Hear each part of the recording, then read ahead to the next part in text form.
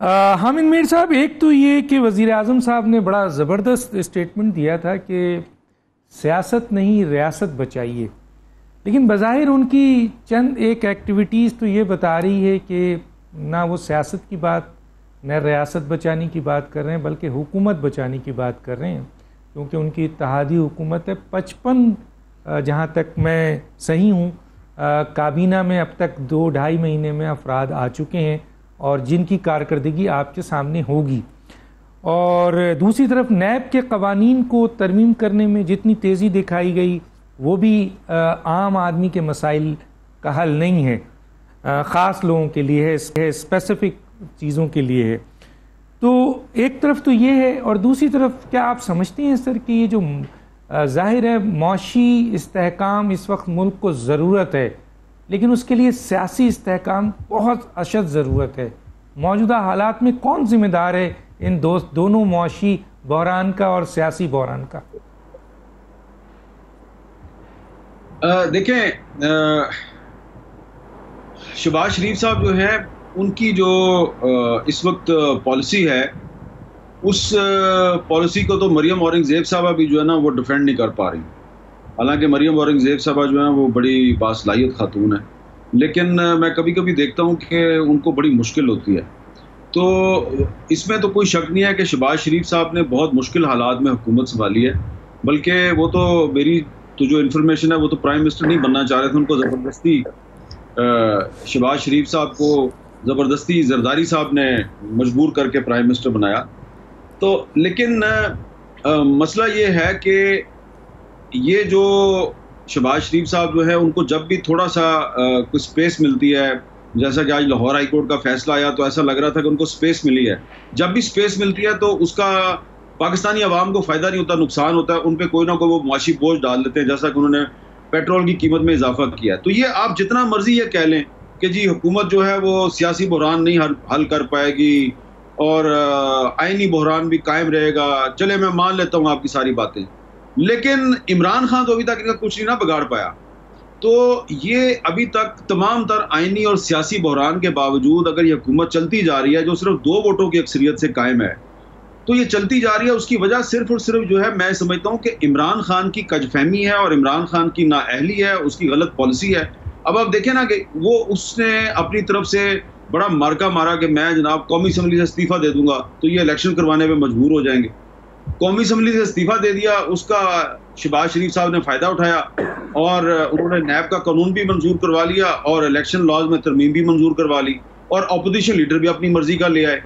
अब इमरान खान साहब जो है आज उन्होंने इस्लामाबाद में जो सेमिनार से खिताब किया तो वहाँ पे उन्होंने कहा जी कि पाकिस्तान में जो जुडिशरी है जनाब उसको कोई बड़ा अच्छा जो है ना किरदार अदा करना चाहिए। तो जब आप प्राइम मिनिस्टर थे तो आपने इस जुडिशरी के साथ क्या किया?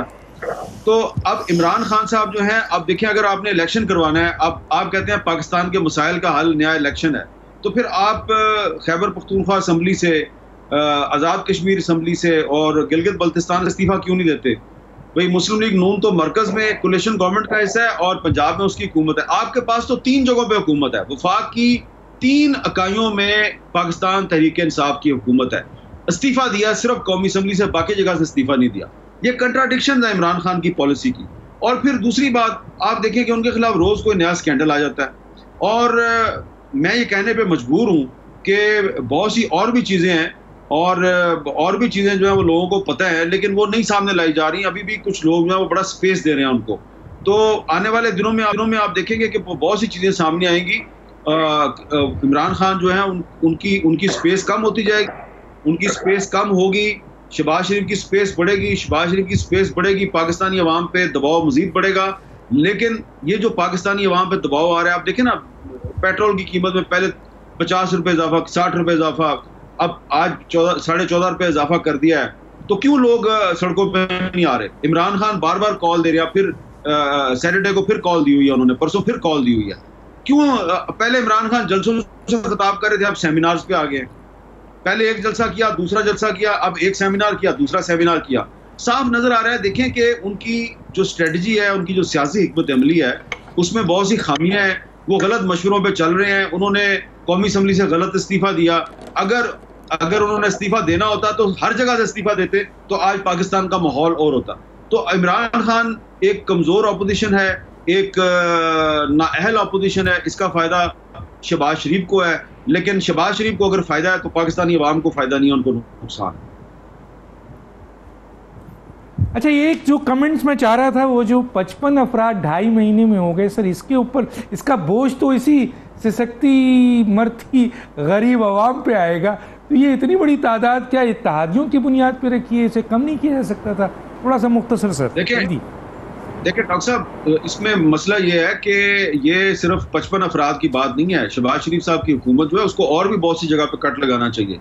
ये 55 अफराद की जो हुकूमत है और जो कैबिनेट है, इसमें जो ज्यादातर स्पेशल असिस्टेंट हैं वो उनकी तो जरूरत ही नहीं है। ये मसलन अभी थोड़े दिन पहले जो उन्होंने स्पेशल असिस्टेंट बनाई है, इनकी क्या जरूरत है? और मिसाल देता हूँ, ताहिर अशरफी साहब है, इमरान खान की कैबिनेट में भी स्पेशल असिस्टेंट थे, इनके भी स्पेशल असिस्टेंट बन गए। तो ताहिर अशरफी साहब का जो दफ्तर है, मैं आपको जाती इन्फॉर्मेशन बता रहा हूँ कि मौलाना फजलुर रहमान साहब ने मुफ्ती शकूर को कहा, अपने वजीर मजहबी उमूर को, ये ताहिर अशरफी के दफ्तर को ताला लगा दो। नहीं लगा सके मौलाना फजलुर रहमान ताला, और शहबाज शरीफ साहब उनको नहीं लगाना चाहते थे, स्पेशल असिस्टेंट लगाना पड़ गया।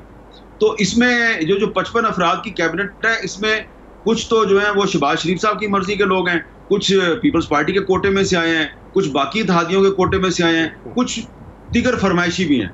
तो ये फरमाइशी अफराद जो हैं, उनकी वजह से इस कैबिनेट का जो साइज है ये बहुत बढ़ गया है।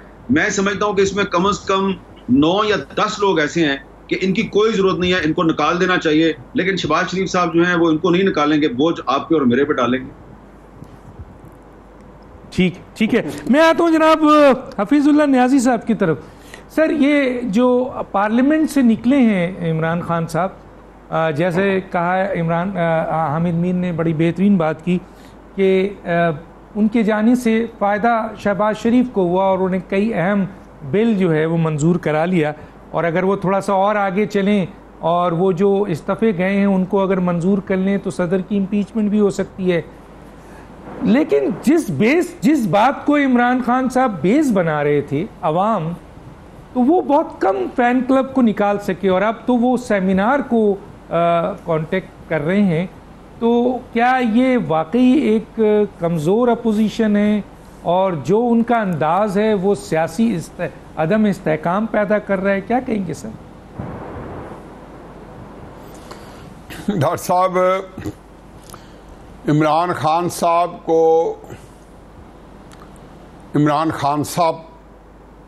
को ज़द-ओ-कोप करने का, सियासी तौर पर ज़द-ओ-कोप करने का और हलकान करने का वसीअ और अरीज़ तजर्बा है। इमरान खान साहब अपने हाथों बेशुमार दफ़ा जो है मजरूब हो चुके हैं।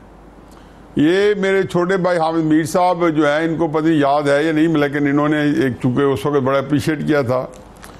ये 14 अगस्त 2014 को जब निकलने लगे थे तो मैंने शायद 1 या 2 अगस्त को एक कॉलम लिखा था जंग में कि इमरान खान साहब बंद गली में जा रहे हैं।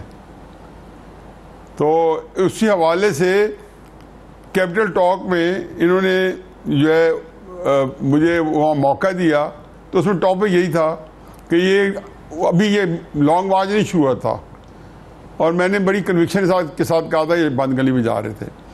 अब जब इन्होंने अपने जलसे जुलूस शुरू किए, आप ये देखें, पहले तो देखें उनके 9 रतन हैं कौन कौन से। उनके 9 रतन में शेख रशीद साहब हैं, बाबर रवान साहब हैं, फवाद चौधरी साहब हैं, परवेज़ खट्टक साहब हैं, शाहिद कुरैशी साहब हैं, शफकत महमूद साहब हैं। हकीकत ये है कि ये इमरान खान साहब से ज़्यादा ये 9 के 9 जो हैं ये किसी और जगह ज़्यादा इनका रजू है।